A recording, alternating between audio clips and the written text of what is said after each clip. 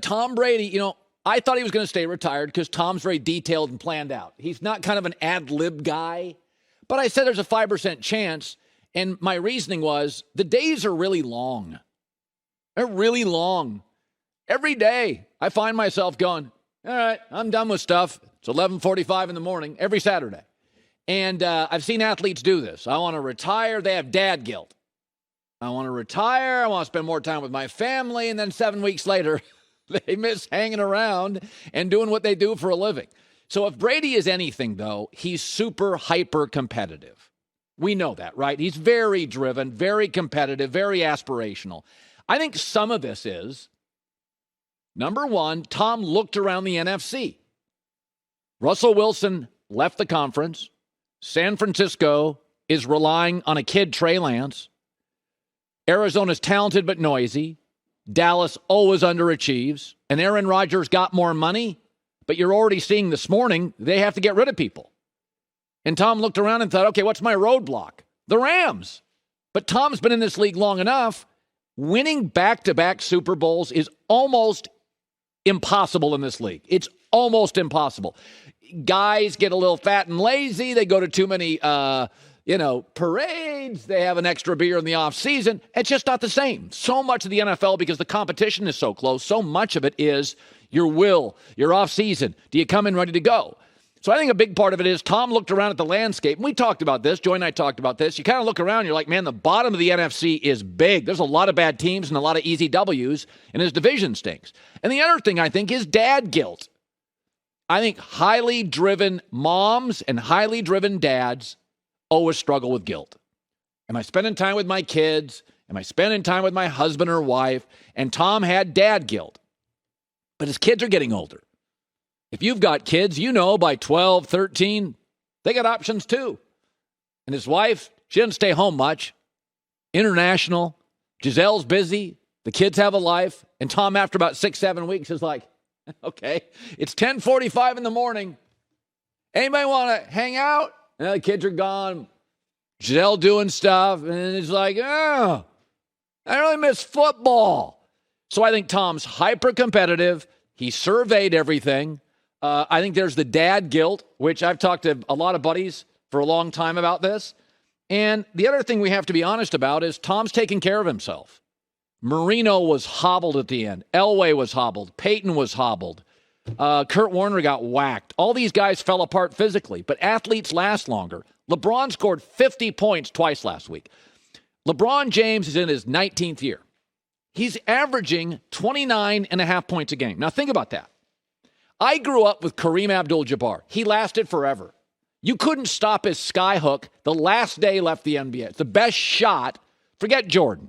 It's the most unstoppable shot ever. Never been duplicated. The skyhook. His last year in the league, and Kareem is a smart guy who's in impeccable shape. He averaged 14 points a game. LeBron's averaging over double that. And some of that's just a credit to LeBron, but it's not like Kareem wasn't in shape. The reality is you fly team planes, nutrition's better, training staffs are better, athletes go home, the pliability stuff, they last longer. Brady is fine. He remains the best pre-snap quarterback in the NFL. The division stinks. The NFC's wide open.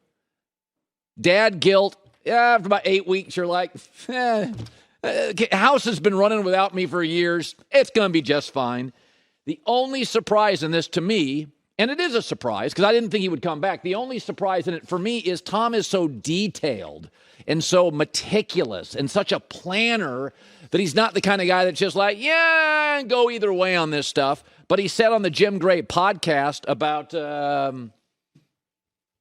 6 weeks ago, he said, I never say never. So he left the door open. And I think people like Tom, I think this is common throughout America for men and women, moms and dads, and single people who are just willful. It's hard to say it's over when you're still great at it. He led the NFL in passing yards and TD passes? I mean, he was an MVP candidate. I think he finished second in the voting. The division's bad. The NFC's kind of bad. I get it. Surprised me, but I get it. All right, let's segue to this. I have been told for a week the Carolina Panthers should be the leading candidate to get Deshaun Watson. Now, the Saints have more to give than Carolina.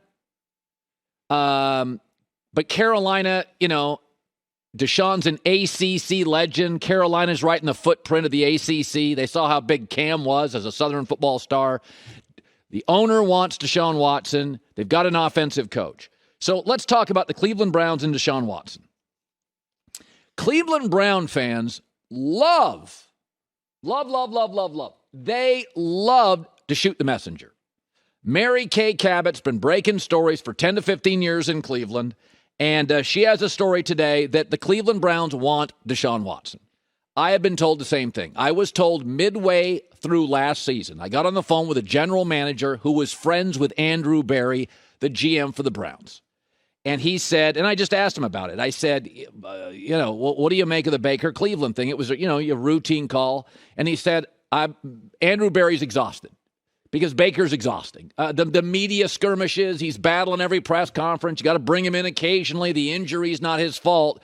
But he got injured last year because he threw a pick, thinks he's more athletic than he is, sized up a safety, got hurt, never the same, the OBJ stuff. And now the Cleveland media has turned on Baker, unfairly in my opinion, because he was beat up at the end of the year. I kind of supported him down the stretch. The Cleveland media, though, which was easy on him early, is now too harsh late, where I think I was fair on him early. He was overvalued. And now I think it's not fair to crush Baker because he's beat up. And I think he'll be better in September and October. But they'd like to upgrade. And it's a real simple conclusion here. I don't think they're going to get him in Cleveland because I don't think they have as much to give in terms of personnel and picks, perhaps. Remember, Deshaun has a no-trade clause. He can kind of pick where he wants to go, and I think he would take New Orleans or Carolina over Cleveland. But I will say this, is you can't be noisy unless you're great. Aaron Rodgers is noisy, but he's great. And Kyler's noisy, but he's great. And Big Ben was noisy forever, but in his prime, he was great. It doesn't matter if you're a quarterback. It doesn't matter if you work at a law firm or you're a landscaper. If you're going to be noisy, you got to be special because most companies, there's options and they'll just move off you. Baker's noisy and they don't think he's worth it. So they are trying to upgrade. I do not think Cleveland's going to get him. And I don't think he's necessarily a great fit, but I will say this. The Houston Texans are in a complete and utter rebuild. I actually think Jacksonville has more good players than Houston. Houston could rebuild their defense and not even take Baker Mayfield in a trade. If I was the Houston Texans, I'd say, give me that rookie linebacker from Notre Dame, give me John Johnson, and give me your 3 first-round picks, and I would use the 2 first-round picks, the 3rd pick to get Thayvon Thibodeau from Oregon, defensive end, the later pick, 13th, I think, I take a defensive lineman from the SEC, and you could Houston could rebuild their defense with 1 trade and 1 draft.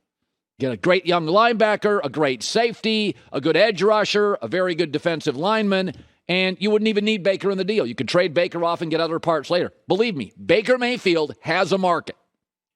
He's a franchise quarterback. May not be my favorite, but if Gardner Minshew has a market, and reportedly he's going to the Colts, then Baker Mayfield has a market. I don't think Cleveland's going to get him, but stop shooting the messenger. Mary Kay Cabot has been breaking stories in Cleveland for as long as I've been doing this, it feels like, and she was on it early. My sources tell me the same. They'd like Deshaun Watson. I don't think it happens, but it doesn't mean Cleveland wouldn't choose it if it had the options. Hi, everybody. Thanks for watching. Subscribe here to get the latest from the show. Also, be sure to check out more of the best clips from The Herd or go watch a few segments from other shows on FS1.